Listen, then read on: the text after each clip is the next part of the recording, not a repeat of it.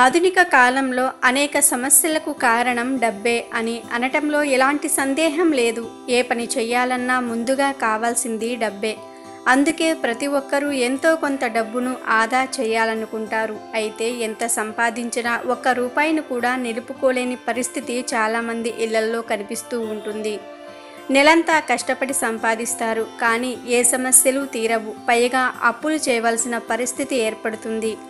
ఆ అప్పు తీర్చడానికి మరొక అప్పు చేస్తూ చివరికి అప్పుల బాధలు ఎక్కువైపోతూ ఉంటాయి.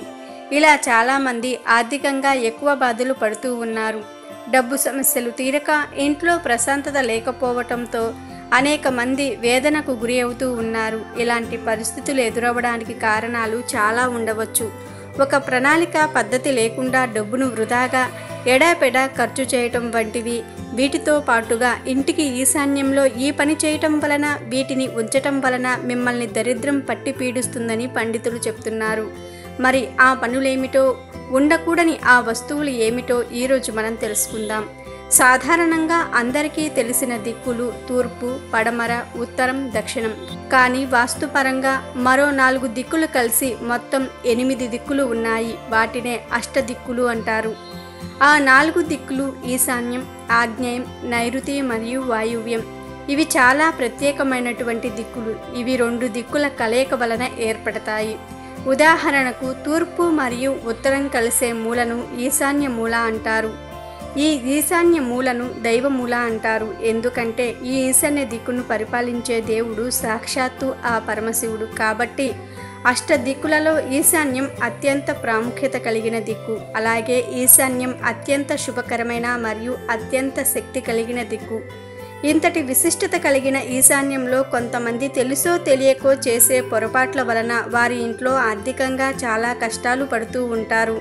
పెద్దలు ఈశాన్యంలో నీరు ఉండాలని చెప్తూ ఉంటారు, కానీ ఆ విషయం సరిగ్గా అర్థం చేసుకోలేక చాలామంది ఈశాన్యంలో నీళ్ల బిందెలు, బకెట్లు పెడుతూ ఉంటారు. కానీ ఇలా చేయకూడదు. నీళ్ల బిందెలు వంటగదిలోనే ఉండాలి.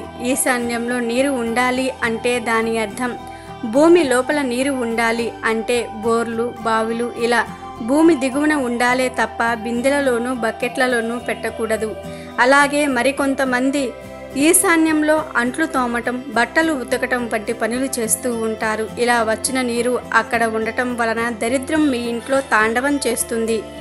ఇంటి ఈశాన్యం ఖాళీగా ఉండాలి. కొంతమంది ఈ ప్లేస్ను కారు పార్కింగ్ చేయడానికి కూడా వాడుతూ ఉంటారు. ఇలా అస్సలు చేయకూడదు. ఇంటి ఈశాన్యం మొత్తం పూజ గది కట్టించుకుంటూ ఉంటారు.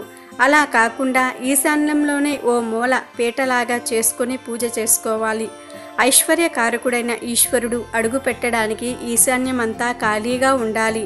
ఇంటి ఈశాన్యంలో బాత్రూమ్స్ ఉండకూడదు. బెడ్రూమ్ ఇంటి ఈశాన్యంలో ఉండవచ్చు.